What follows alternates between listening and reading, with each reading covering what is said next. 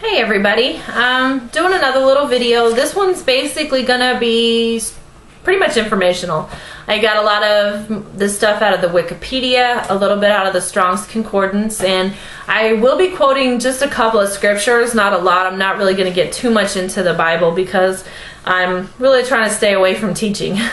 But this is some really good information. I started doing research a couple weeks ago. I was curious as to how we got the translation of the Bible, you know, how it got from Hebrew, Greek to the modern English that we have today. And when I really started doing research, it just kept getting deeper and deeper, and I honestly couldn't believe the information that I was finding out. And so I wanted to share it with y'all. When I first started doing the research, I came across the Masoretic text. And it says the Masoretic text is a Hebrew text of the Jewish Bible. The Masoretic text is also widely used as the basis for translation of the Old Testament, and in recent years also for the Bible. The Masoretic text was primarily copied, edited, and distributed by a group of Jews known as the Masoretes between the 7th and 10th centuries. And so I looked up that word Masoretes. It said they were a group of scribes and Bible scholars. And it said they were working between the 7th and 10th centuries.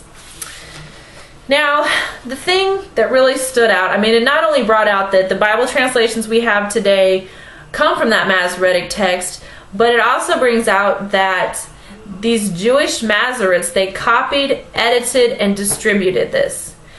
Instantly, I thought, okay, let's say that I worked for a newspaper and I wrote a newspaper article. Before they print it, distribute it, I have to take it to the editor. The editor is gonna read over it and they're gonna say, okay, change this, take this out, put this in, so on and so forth. And that's exactly what they did to the scrolls. They edited them. So then I asked myself, if the Jewish people can come in, take over someone else's land and claim themselves to be the chosen people of God, they're obviously going to have to hide something, change something, cover something up so that people don't find the truth. Now, in that same article under the Masoretic text, it says, the discovery of the Dead Sea Scrolls dating from 150 BC to AD 75. The scrolls show numerous small variations, both as against the later Masoretic text and between each other. It is also evident from the notings of corrections and of variant alternatives that scribes, or the Jewish Masoretes, felt free to choose according to their personal taste and discretion between different readings. So it shows that the original scrolls and the Masoretic text, they vary, they're not the same, and that there were corrections made, and that the Jewish scribes used their own personal views on what to put in there. Now it also goes on to say, under the section called Fixing of the Text, it says, since no additions were allowed to be made to the official text of the Bible, the early Masoretes adopted other expedients. They marked the various divisions by spacing and gave indications of halakhic and Haggadic teachings. I'm not sure I'm saying those words right, so excuse me. Teachings by full or defective spelling, abnormal forms of letters, dots, and other signs. Now, I don't know a lot about Hebrew, but I do know that the slightest little dot or comma or mark can change a word and therefore going to change the meaning and how it's read. Now, it also goes on to say, early rabbinic sources from around AD 200 mention several passages of scripture in which the conclusion is inevitable that the ancient reading must have differed from that of the present text. So, there's proof that the original Hebrew scrolls differ from this Masoretic text. Now this is where it really starts getting interesting. Towards the end of that article, it says, among the rejected books by both the Judaic and Catholic canons was found the Book of Enoch, the Manual of Discipline, and the War of the Sons of Light against the Sons of Darkness.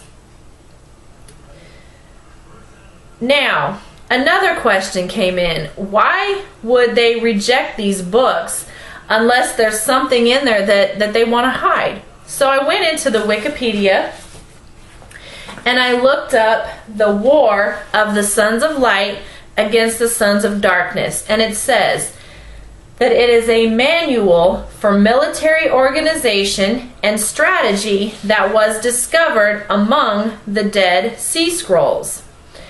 It says the scrolls contain an apocalyptic prophecy of a war between the sons of light and the sons of darkness. In the end, all of darkness is to be destroyed, and light will live in peace for all eternity. The war is then described again as a conflict between the congregation of God and the congregation of men. The rest of the document is a detailed description of the events of the war and the ways in which it should be conducted. So, it's pretty obvious why they didn't want that in there. I mean, they don't want the sons of light to know anything about this war or how to conduct it. Now, I also looked up the book of Enoch. And when you see the content that's in this book, you're going to immediately know why the Jews and the Catholics rejected it.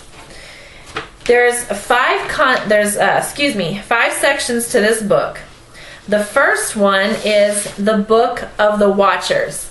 It says it has a parable of Enoch on the future lot of the wicked and the righteous, the fall of the angels and the demoralization of mankind, the intercession of the angels on behalf of mankind, the dooms pronounced by God on the angels of the Messianic kingdom. It also says the first section of the book depicts the interaction of the fallen angels with mankind. I don't know how to say this word, but it's Simiaz compels the other 199 fallen angels to take human wives in order to have children. This results in the creation of the Nephilim, or Anak, which means giants. It also discusses the teaching of humans by the fallen angels. Says they taught men to make swords and knives, shields, breastplates, made known to them the metals of the earth and the art of working them, bracelets, ornaments, the beautifying of the eyelids, and all kinds of costly stones, and all coloring tinctures. And there arose much godlessness, and they committed fornication, and they were led astray, and became corrupt in all their ways. They taught enchantments and root cuttings, the resolving of enchantments, taught astrology, the constellations, the knowledge of the clouds, the signs of the earth, moon, and the sun. So, we see that these fallen angels taught men all about this stuff. They didn't know about it prior to that. Now, the second section is entitled Book of Parables.